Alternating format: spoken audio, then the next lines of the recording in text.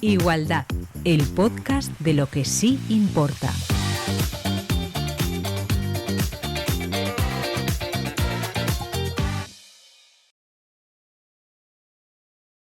Bienvenidos al 7º episodio de Igualdad, el podcast de lo que sí importa. El día de hoy contaremos con Rocío Álvarez, trabajadora social y encargada del área de proyectos educativos de Mar de Niebla, y con Pablo Sanjurjo, técnico educador del grupo de adolescencia de la misma fundación. ¿Podríais comenzar contándonos un poco qué es Mar de Niebla y qué tipos de programas lleváis y cómo los enfocáis? Bueno, bienvenidas, muchas gracias por habernos invitado, ¿no? a Pablo y a mí, que venimos en representación de Mar de Niebla. La Fundación Mar de Niebla va a hacer en enero 20 años. Estamos en el barrio de La Calzada de Gijón y siempre hemos desarrollado nuestra labor social en la zona oeste de la ciudad. Hoy por hoy, Mar de Niebla es una entidad de intervención y desarrollo comunitario y consta de 5 áreas, 4 de intervención y una más de gestión. Estas 5 áreas es donde se engloban pues todos los ámbitos, los programas, proyectos y actividades que Mar de Niebla desarrolla en esta zona. El área más transversal es el área de gestión, de administración, recursos y funcionamiento y mantenimiento del centro sociocomunitario, porque la entidad está ubicada en un bajo recuperado que llevaba en desuso, pues estuvo muchísimos años en el barrio, casi 30, donde había estado inicialmente el economato de Ensidesa. Entonces, en 2012, Mar de Niebla comenzó una labor de recuperación y estamos ahí ubicados desde 2013. Entre 2013 y 2018, en 3 fases diferentes, hemos logrado rehabilitar los 1.600 metros cuadrados. Entonces, como entenderéis, pues eso, esa parte, ¿no?, de mantenimiento del propio centro y luego todo el área, pues lo que digo, ¿no?, el área de administración y recursos, que está muy al servicio del resto de áreas. El resto de áreas son 4, que es, como os decía, son más de intervención. El área en la que nosotros trabajamos es el área de programas educativos, ocio y tiempo libre. En ella, pues hay 4 ámbitos de intervención, es donde está el ámbito de infancia, el de adolescencia, el ámbito de juventud y un ámbito de bienestar educativo. Siempre nos gusta decir que es el área con una perspectiva más preventiva de todas las que hay en Mar de Niebla. Luego hay un área de inclusión social en la que existen 3 proyectos, la Oficina de Derechos Sociales, ODS, el Club Social y el proyecto más longevo de la entidad, que se llama Proyecto Eslabón, que es un proyecto de acompañamiento a personas sin hogar. Otra área, la tercera, es el área de inserción sociolaboral, en la que participan personas adultas y jóvenes. Hay un programa específico para jóvenes donde se acompañan a procesos de inserción sociolaboral, con una parte muy importante formativa y muy de acompañamiento, ¿no?, de esos itinerarios de inserción. Y luego, por último, está el área de voluntariado, participación y desarrollo comunitario, que también es el último área en creación, pero no por ello, es muy importante porque es desde donde se articulan, ¿no?, todas estas acciones que impulsan el desarrollo comunitario no solo del barrio, sino de toda la zona. Y es también pues muy transversal al resto de áreas. Pues ahora nos queríamos centrar un poco en cada uno de vosotros. ¿Qué os llevó a enfocaros al trabajo con menores, con adolescentes y con niños? Y si siempre ha sido algo que os ha interesado o os gustaba más algún otro tema, o no sé, lo que consideréis. Bueno, empiezo yo ahora. Muchas gracias por invitarnos antes de nada. Al final yo creo que el tema de vincularse a cualquier actividad que tenga que ver con lo social, yo creo que es una vocación, viene de muy atrás. En mi caso viene de niño, de estar en todos los fregados metido, en todo lo que tenía que ver con estar con gente, con estar de cara al público, todo esto. Entonces, creo que al final es de manera natural, acaba siendo por algo parecido. Otras veces pues te lo encuentras con el tiempo, con la experiencia, igual estudias algo que no sabías muy bien que si te gustaba del todo o no, y descubres una vocación o algo por donde seguir. Bueno, yo empecé haciendo educación infantil. Ya el tema peques me encantaba, siempre me ha gustado mucho. Pero bueno, ya allí me dijeron, claramente recuerdo las palabras del profe: haz animación sociocultural, que tú aquí no pintas nada, porque yo era muy extrovertido y tal.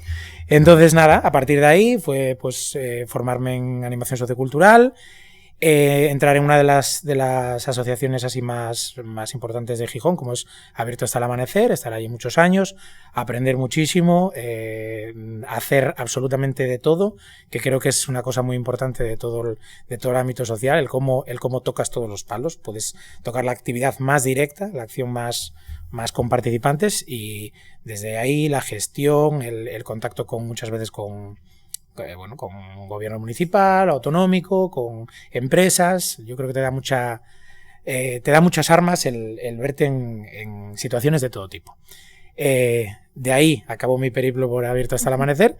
Empecé en Mar de Niebla pues un poco pensando que era algo como de cero. Llevaba mucho tiempo trabajando con gente joven, pero no tenía la sensación de haber trabajado con adolescencia propiamente. Entonces me dijeron, bueno, ¿y tú qué prefieres? Digo, no, yo infancia, porque tengo más formación de infancia. Mi formación era de infancia, pero mi experiencia era totalmente con adolescencia. Por suerte no me hicieron caso. Me dijeron, no, te vemos más para adolescencia. Y bueno, desde ahí 10 años trabajando con chicos y chicas adolescentes con un grupo de edad que creo que es el gran desconocido del trabajo con personas. Yo siempre digo que es lo más gratificante, es lo que más, yo creo que jóvenes, adolescentes tiene un potencial brutal, y claro, hay que verlo, hay que también muchas veces sufrirlo, pero bueno, es algo que me encanta y bueno, lo disfruto día a día después de tantos años, la verdad. Pues yo un poco como Pablo, ¿no? Que al final hay un componente vocacional o de una intencionalidad, ¿no? De poder trabajar con estas edades, ¿no? Que pues nosotras que venimos del mundo del trabajo social, pues son uno de los sectores pues eso, más vulnerables, ¿no? Y que, bueno, hay que ofrecerles oportunidades y siempre, bueno, tener en cuenta los derechos, ¿no? Que muchas veces no siempre son cumplidos. Entonces a mí me vino un poco también desde siempre, desde que yo era niña o adolescente, siempre participando, ¿no? A nivel de barrio. Yo soy de La Calzada, donde está la entidad. Y luego, pues en mi época de adolescente, pues mucho voluntariado, ¿no? A la vez que estudiaba trabajo social, sí que fui, bueno, pudiendo involucrarme en diferentes movimientos asociativos, ¿no? A nivel de ciudad, a nivel de Principado de Asturias, siempre pues eso. Y siempre el trabajo muy de igual a igual. Yo era adolescente o joven y trabajando pudiendo acompañar mucho desde el ocio y el tiempo libre, en un grupo el actual grupo de salud del CMX de allí de Gijón, trabajando temas de salud, prevención de consumos de drogas, reducción de riesgos y demás, y luego también pues una parte importante de coeducación y de bueno, llevar a centros educativos talleres relacionados con la igualdad entre chicos y chicas, y eso lo hacía pues eso, simultáneamente mientras iba estudiando trabajo social.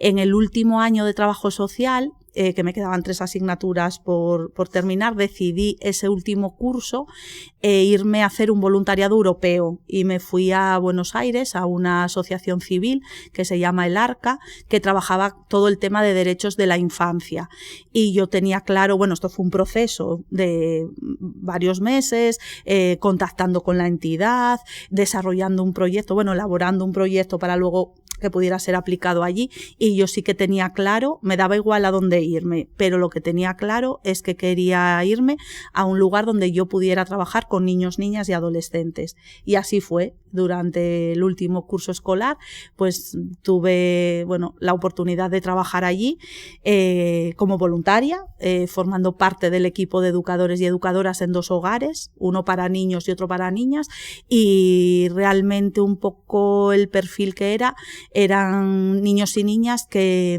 habían tenido situaciones de calle, se habían ido de sus casas, ¿no? Por diferentes situaciones, y eso fue un aprendizaje, el poder poner en práctica y darme realmente cuenta que era hacia lo que me quería enfocar, ¿no?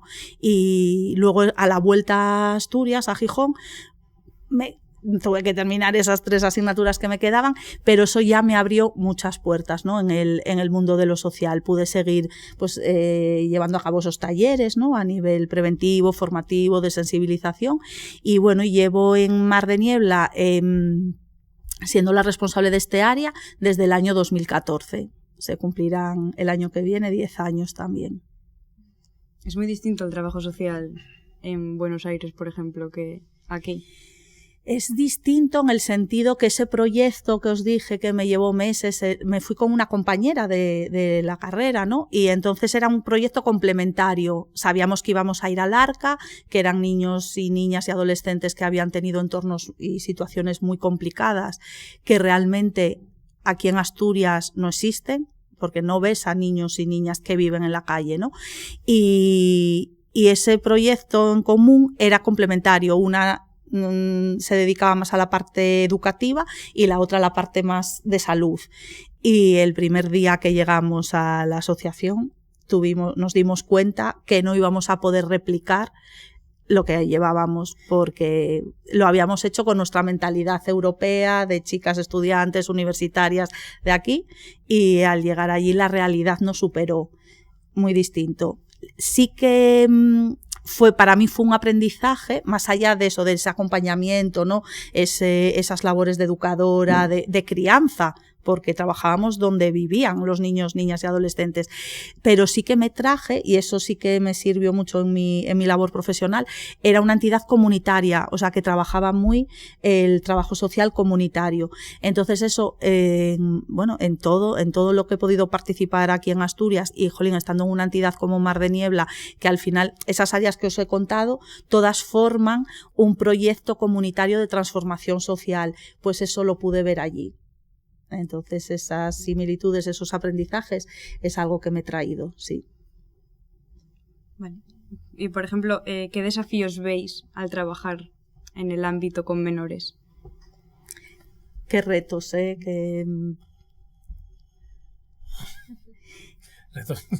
Retos todos. O sea, no sé, ahora mismo, por ejemplo, el tema de adolescencia, estuvimos hace poco trabajando con gente de la Facultad de Pedagogía de aquí de Oviedo, y nos dábamos cuenta, un poco estaban plantando temas de ciudadanía global, de cómo la gente adolescente ve el mundo, de cómo les preocupan los grandes retos, esos ODS que tenemos en absolutamente todos lados.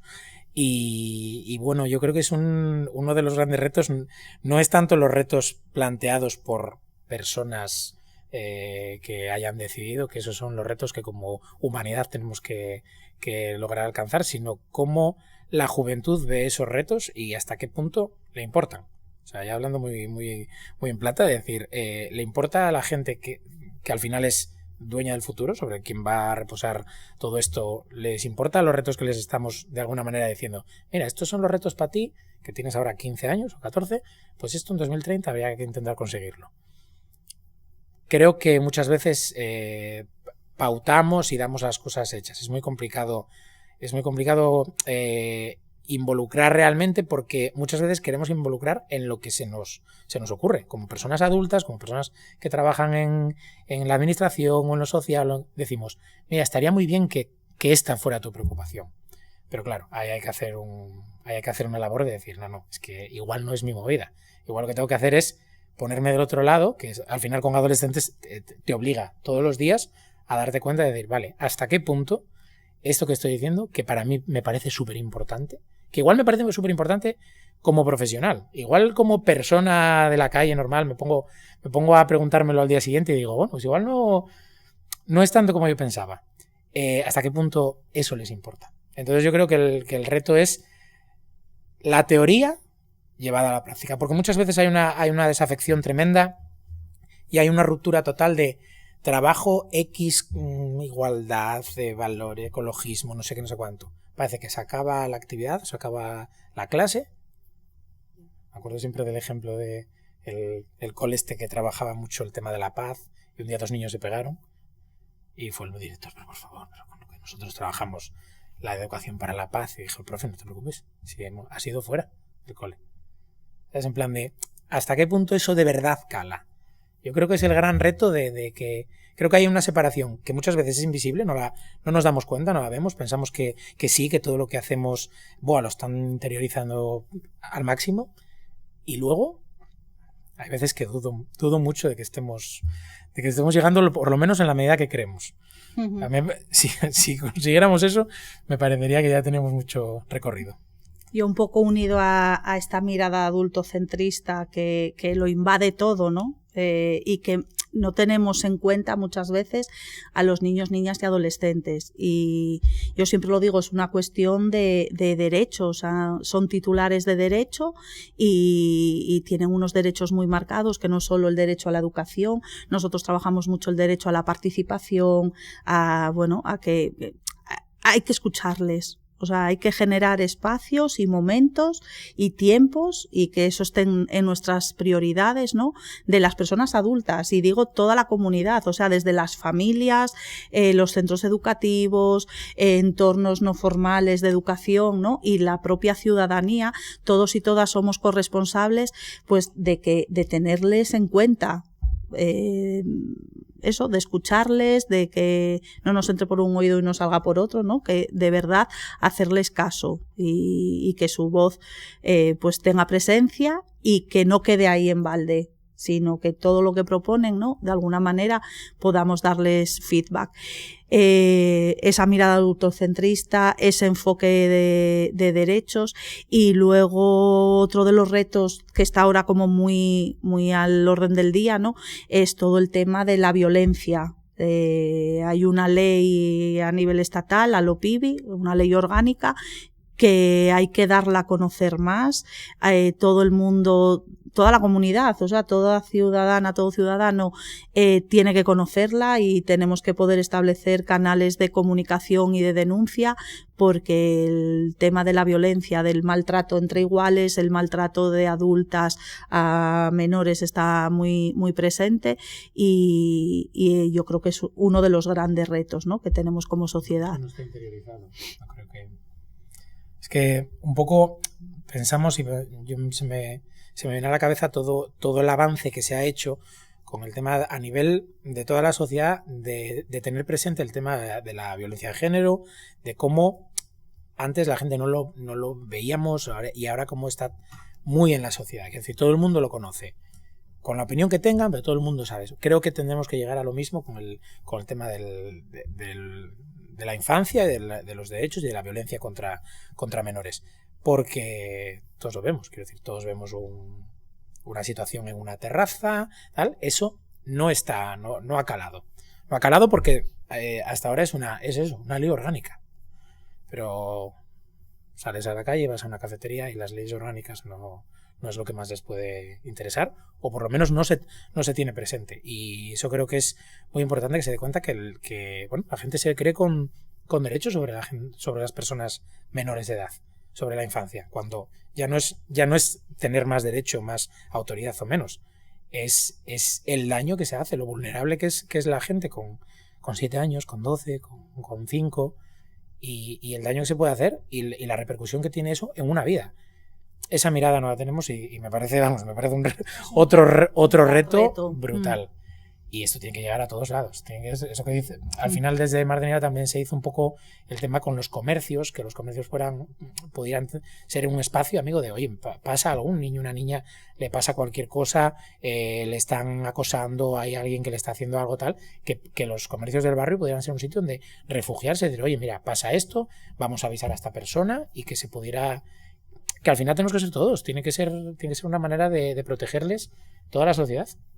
Es curioso que los dos entornos más seguros, en teoría, que deberían de existir para un niño, niña o adolescente es su casa o su centro educativo, y es, bueno, los datos y todos los informes arrojan que es ahí donde se producen las mayores brechas, ¿no?, de seguridad, pues eso, situaciones muy graves que están ocurriendo y que como sociedad no podemos mirar para otro lado, y que cualquier persona tenemos que, bueno, tomar riendas, ¿no?, y tomar decisiones y atrevernos a comunicar, a denunciar. Luego ocurre otra cosa, comparto contigo, la ley está, pero nosotros hemos ido alguna vez a comunicar algo a la Policía Nacional y no nos han dejado, porque o tenías que denunciar, pero llevando un parte de lesiones, pero que no era hacia mí. Yo en Mar de Niebla, aparte de ese rol, por ser la responsable del área, en Mar de Niebla llevamos trabajando esto durante muchos años. Tenemos una política de protección y buen trato hacia la infancia y la adolescencia,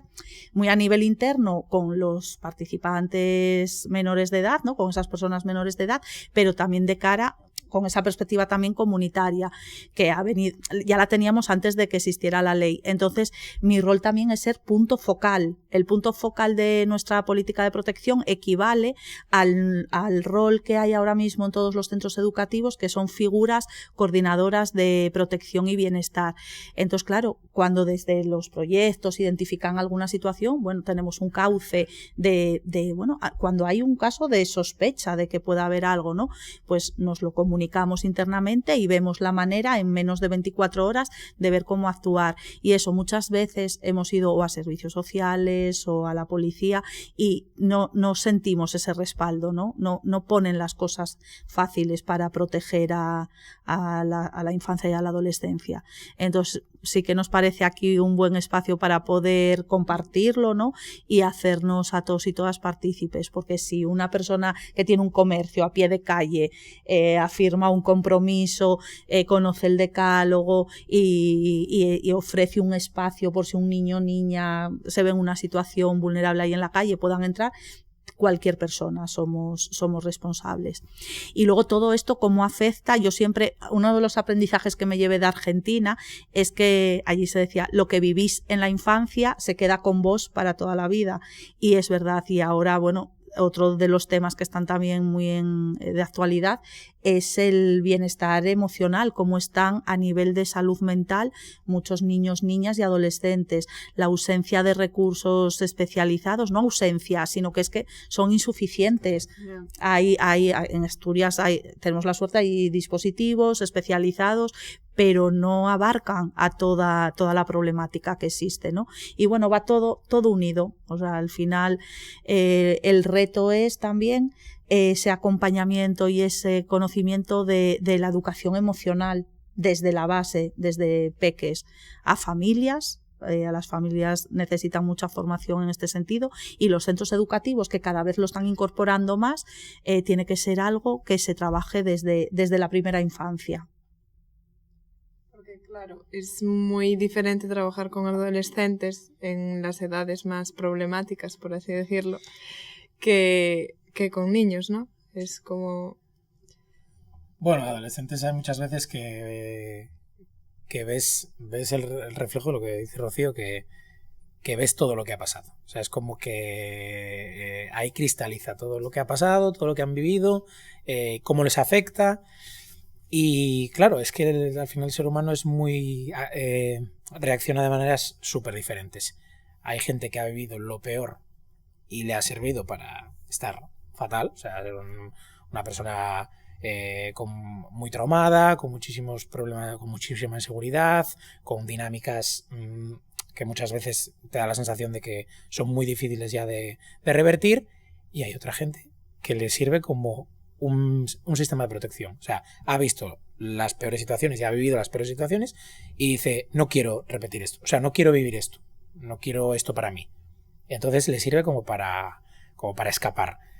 Claro, esos casos, por desgracia, no son muy habituales, y no sería maravilloso, pero es un nivel de resiliencia, vamos, absolutamente brutal, que yo cuando lo he visto en algún caso, me parece, vamos, digo, es que esto es un superpoder. O sea, esto ya no es resiliencia, es es tener una capacidad para convertir las peores situaciones, los peores recuerdos y traumas a nivel de infancia en fortaleza, en una, no una coraza en plan de que te cierres, sino en fuerza, en desarrollar esa capacidad para defenderte del resto, que me parece brutal.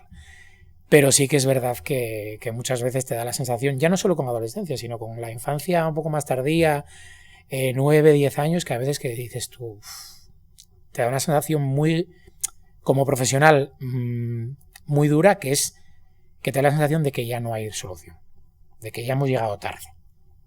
Entonces eso sí que es muy, muy, muy, muy complicado de llevar.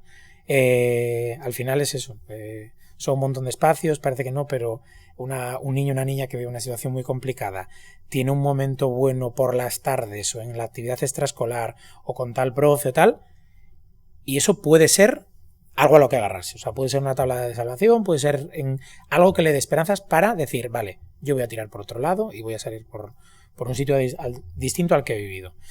Pero bueno, al final eso, la adolescencia es bueno, yo nunca he considerado que sea más complicada, sino que es un software diferente. De repente cambia el sistema operativo, decimos, me cae esto. ¿Esto cómo funciona? De hecho, en la pregunta, a nosotros en el propio grupo de infancia, desde el ámbito de infancia, claro, no es lo mismo tampoco tener 4 años que tener 8, 9 o 10, ¿no? Entonces, cuando arrancó el programa infanto-juvenil en Mar de Niebla en el curso 2011-2012, se podía empezar a participar a partir de 6 años. Niños y niñas que estaban eso, ya en el cole, de primaria, tal, y bueno, y adolescentes entre 12 y 16. Y esta experiencia, o sea, la trayectoria del propio programa nos llevó, como decía Pablo, ¿no?, a darnos cuenta que a veces teníamos que haber podido llegar un pelín antes. Entonces, desde hace unos años, el propio grupo de infancia, el proyecto, el GIM, se divide en diferentes edades. Hay 4 grupos de edad diferentes, porque también es una etapa como muy amplia.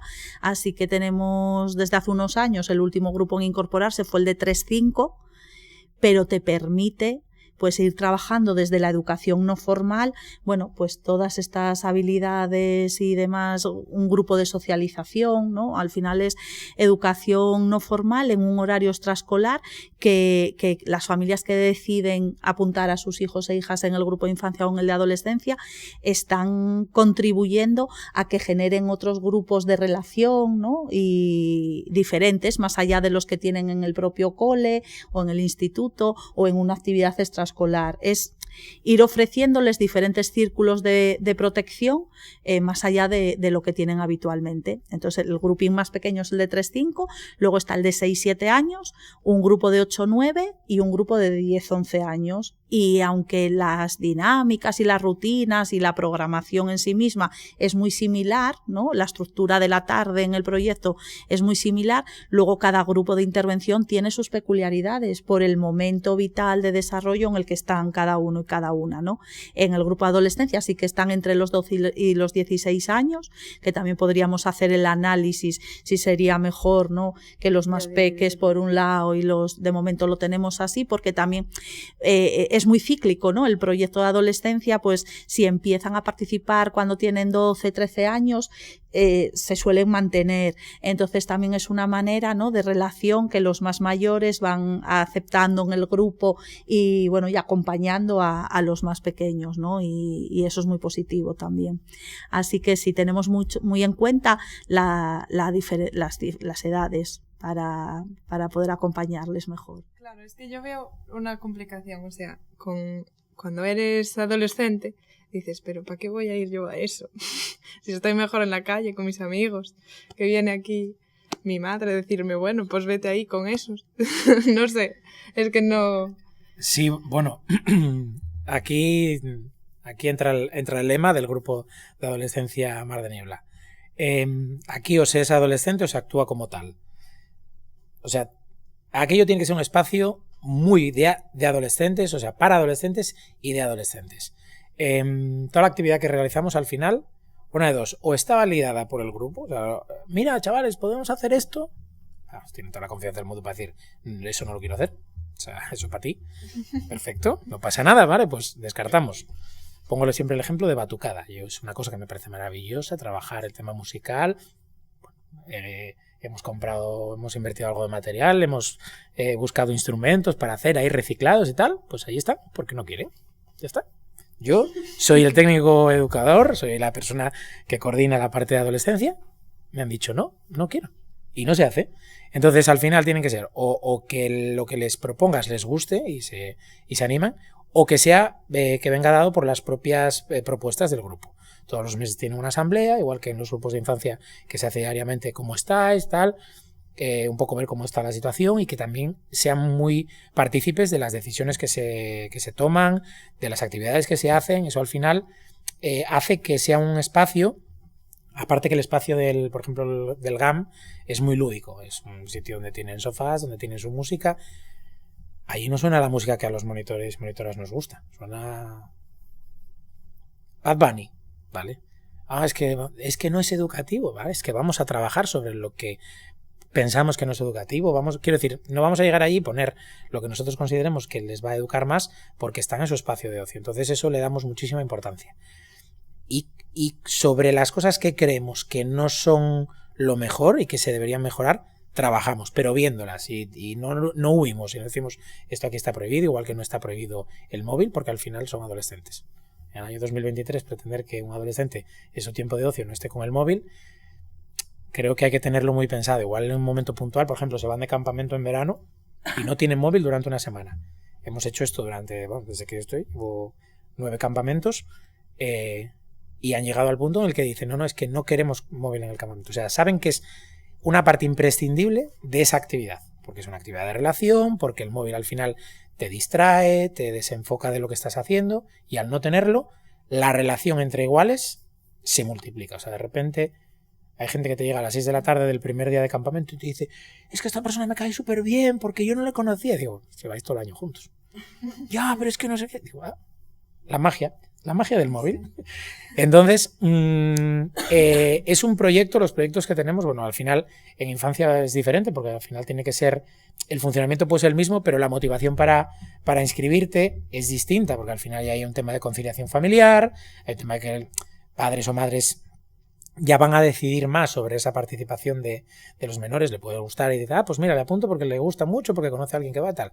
Pero en adolescencia sí que es más voluntario. O sea, están allí, tienen abierto el espacio, pueden entrar y salir cuando quieren. Entonces es una participación absolutamente universal. O sea, te puede derivar a alguien en servicios sociales porque cree que le puede venir bien la actividad, pero si no quiere ese chico o esa chica, se va a ir. Sí, si no quieren claro. Los propios participantes o la familia, claro. O sea, no es un centro de día, no funcionamos como centro de día, sino que es un programa que tiene estas acciones, ¿no? Y son universales y tiene ese componente normalizador, ¿no? Que cualquier familia del barrio puede inscribir a sus hijos e hijas allí. No hay ninguna familia obligada. Yo creo que es una de las potencialidades de los proyectos, el que la mezcla ahí es absoluta. O sea, viene alguien que pueda tener una situación terrible a nivel familiar en su hogar, tal, puede venir una persona que tiene una situación socioeconómica buena, no tiene ningún problema, prueba todo, bueno, ningún problema, sí, es muy grave y tal, y convive todas las personas. Hay gente que va porque conoce a un amigo suyo que va allí y le cuenta y le gusta, entonces se apunta. Eso al final es en la parte de ocio es la parte más. En adolescencia al final separamos, que en infancia se hace todo unido, al final son más peques, se hacen como una actividad más continuada de 3 horas, donde tienen primero una parte de refuerzo educativo, menos los peques que hacen más juego y tal. Luego tenemos la parte de la merienda, algo muy importante dentro de las actividades, y luego ya la parte más de ocio. En adolescencia lo separamos la parte de estudio, de deberes, y de la parte de ocio, de actividades más creativas o lo que quieran proponer. Y entonces, bueno, una tiene una vinculación mucho más de decir, me comprometo a venir estos días a la parte de refuerzo, pero el otro es mucho más abierto. De lunes a viernes. Ahí es cuando conseguimos que quieran venir. Y el que no quiere venir, ¿no quieres venir? Estamos trabajando, no pasa nada. Cuando se puso en marcha este programa en el año 2011-2012, es que no existía en la zona, en el barrio, ninguna actividad dirigida a niños, niñas y adolescentes de estas características. Solo había 2 modelos, o el modelo extraescolar que conlleva un coste económico para las familias, o el modelo centro de día, que para poder participar, pues eso, tienes que ser derivado. Entonces, para el grueso, ¿no?, de estos sectores de población no había nada.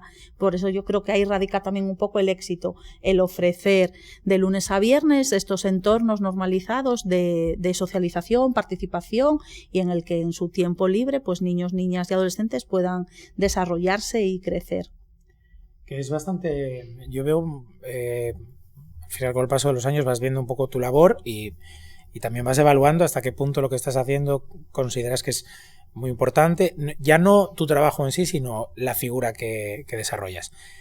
Y cada vez soy más consciente de que esta figura de monitor, de una actividad de ocio, que, bueno, como puede ser también un monitor de una actividad extraescolar, una entrenadora de un deporte, es muy importante porque siempre decimos, no soy ni tus padres ni tus profesores.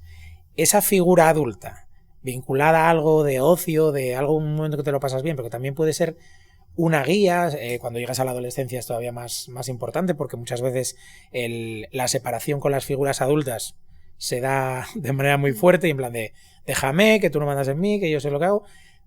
Nosotros estamos un poco a caballo entre una figura de autoridad, pero también alguien con el que les puedes echar una mano en los deberes, pero luego es que vamos a hacer la actividad de baile, o vamos a organizar el carnaval, o vamos a hacer no sé qué de manualidades, o vamos a preparar la fiesta de tal.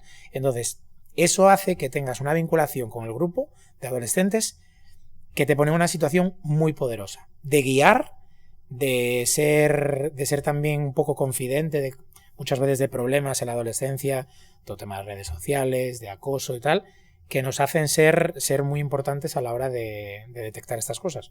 Tenemos una herramienta que estamos probando ahora, que es online, para que los chavales puedan decir, oye, pues mira, me ha pasado algo, veo algo en el instituto o fuera del instituto y quiero dar como una alarma de, oye, mira, está pasando esto. Pues hemos visto que no la utilizan. Porque el grupo que tenemos, que no es tampoco muy numeroso como para que no se dé esa confianza, directamente nos lo cuenta. Sabemos que es lo más importante en la adolescencia.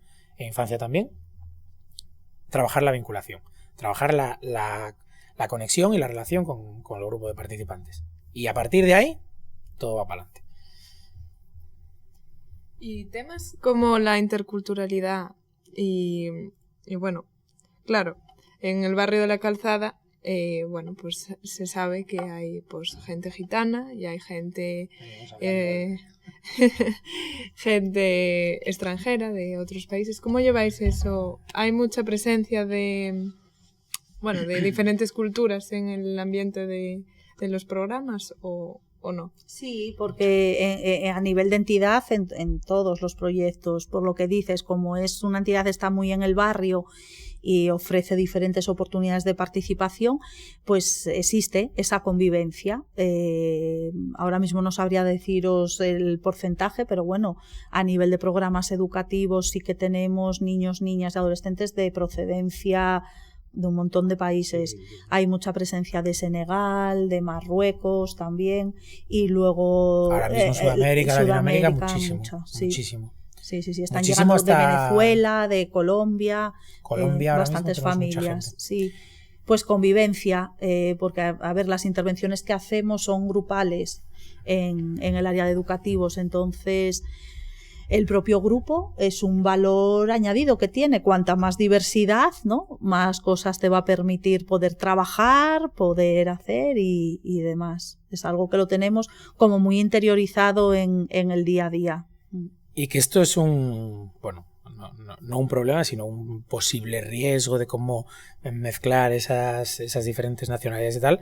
Yo creo que es un tema más de adultos. O sea, a los chavales les importa cero. O sea, es que les da igual. O sea, tenemos muchos casos ahora, cada vez pasan más años y vemos mucha más gente de origen, pues por ejemplo, senegalés, nacida en España. que habla, quiero decir, idioma igual, que hablan exactamente igual que cualquier otro chico. Entonces, esas diferencias las podemos muchas veces ver nosotros o creer que a ver si esto va a generar un conflicto. No, para ellos no. No tienen ningún... o sea, entre chicos y chicas peques no hay absolutamente nada. Cuando hay un tema de a lo mejor una actitud racista o tal, o de bullying o lo que sea relacionada con eso, sinceramente eso huele a que hay un poco dinámicas aprendidas y escuchadas y tal de adultos. O sea, es que no lo miran. Trabaja desde el propio grupo. Claro, es que al final lo llevan con... Es que no hay ninguna diferencia para ellos y para ellas. O sea, eso es más cosa nuestra. Yo creo. Y luego que lo que tienen este tipo de programas o proyectos es que en una entidad como la nuestra se trabaja mucho el sentido de pertenencia. Entonces, pertenecen a ese grupo de adolescencia o a ese grupo de edad específico en el proyecto de infancia. Entonces, entre ellos mismos no existe esas diferencias, ¿no? Y si pueden en algún momento dado existir por cultura y demás, lo vivimos como una potencialidad del propio grupo. Si hay que hacer un taller de cocina, pues yo hago un postre de mi país. Es maravilloso. Pues venga, maravilloso. Quiero decir, pues haremos un baile de... Vale, o sea, no lo... Eso que dices, son como más opciones de hacer cosas distintas. Entonces, si a lo mejor puede un día venir pues la madre o el padre de alguien a preparar una receta de su país, porque perfecto, eso al final no nos da más que más posibilidades. Claro, dando a conocer todas las culturas, a lo mejor llega un punto en el que ya es todo tan normal que no... Les pasa mucho también en los centros educativos, es que ahora hay pues mucha diversidad, ¿no? De procedencias o ya de segundas generaciones, lo que decía Pablo, hay muchos de los participantes han nacido ya aquí en España. Bueno, pues para ir acabando, queríamos preguntaros ¿cuáles son las mayores satisfacciones que os lleváis a casa cuando volvéis de trabajar o las recompensas personales que veis cuando, con vuestras experiencias de trabajo? Yo destacaría igual lo que comentaba Pablo de ser referentes, o sea, les pasa muchísimo más a ellos porque están en el día a día de la actividad, ¿no? En esa intervención directa.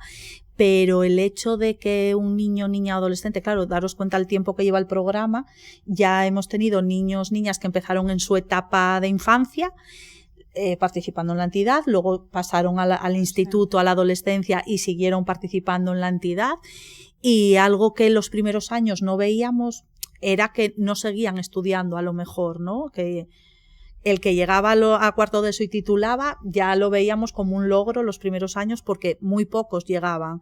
Ahora el 100% de los que participan en la entidad y llegan a cuarto de eso titulan, y lo que nos hemos ido encontrando estos últimos años sobre todo es que quieren seguir estudiando, y eso es una satisfacción, o sea, y eso es un fruto, ¿no? Es un resultado palpable del trabajo continuado de estos años, porque claro, hemos podido ir acompañando en toda su etapa educativa obligatoria.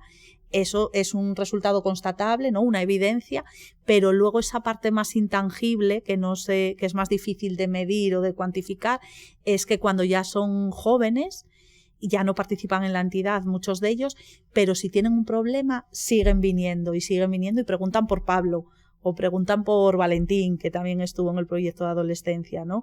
Entonces, el que siguen teniendo a la entidad y a sus monitores como un referente en sus vidas. Es que es eso, es que al final, claro, infancia es una etapa, pasan a la adolescencia, pero es que la adolescencia marca mucho y vemos, todo el mundo parece que la queremos olvidar, que nadie quiere volver a la adolescencia, tal, pero marca un montón y a ver, obviamente hablamos de una etapa con una intensidad de sentimientos, de parece que todo te desborda. Y eso hace que las personas que se convierten en referentes en esa adolescencia, estoy acordando de algún caso de bueno, te dicen que les ha salvado la vida, que no han conocido a nadie tan maravilloso nunca, porque al final sí que te da la sensación, no tanto porque lo hayas hecho mejor o peor, sino por lo que significa. Lo que decía antes de una persona adulta, pero que se ponga en una situación... Al final tenemos una ventaja, bueno, el profesorado es diferente porque tiene una labor muy educativa, muchas veces tienen el problema de tener que ceñirse a algo un temario, unos objetivos muy claros, y eso dificulta, yo creo, mucho la relación con el alumnado y tal. Luego las familias son familias. Yo te digo esto y te lo digo de esta manera porque a mí no me va la vida en ello. Tú no eres mi hijo o mi hija. Te puedo querer muchísimo, pero te puedo decir las cosas como con un poco más de decir, bueno, vamos a probar a ver qué tal, vamos a ir por este lado a ver qué pasa. Claro, es una madre o un padre le cuesta mucho más. Pero sí, o sea, las cosas que te dicen y darte cuenta que probablemente ha sido uno de los factores que hayan hecho que esa persona no se fuese directamente, no se saliera totalmente de la carretera, es lo más importante. Quiero decir, la relación con los chicos y las chicas es de largo lo más gratificante que hay en mi trabajo, seguro.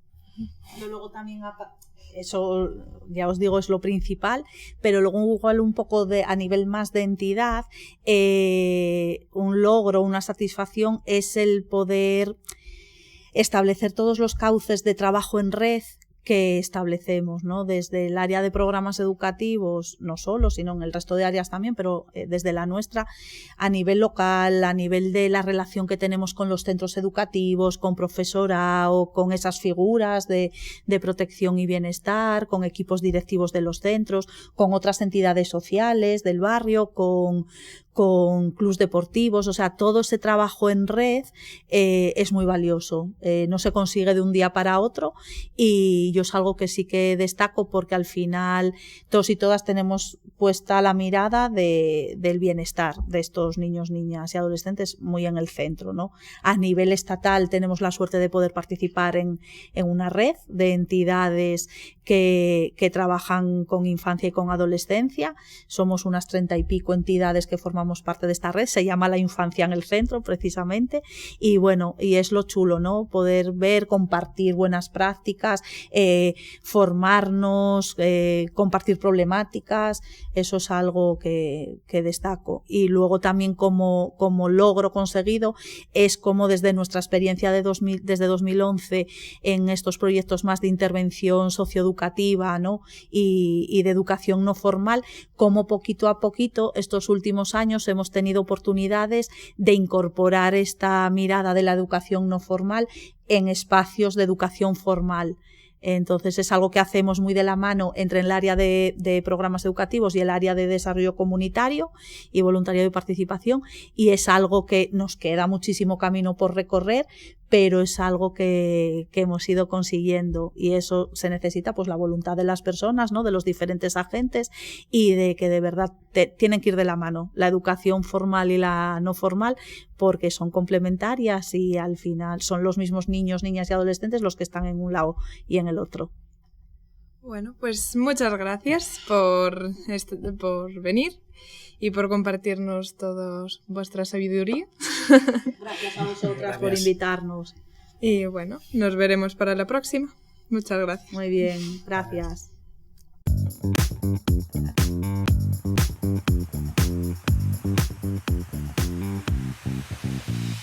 Gracias.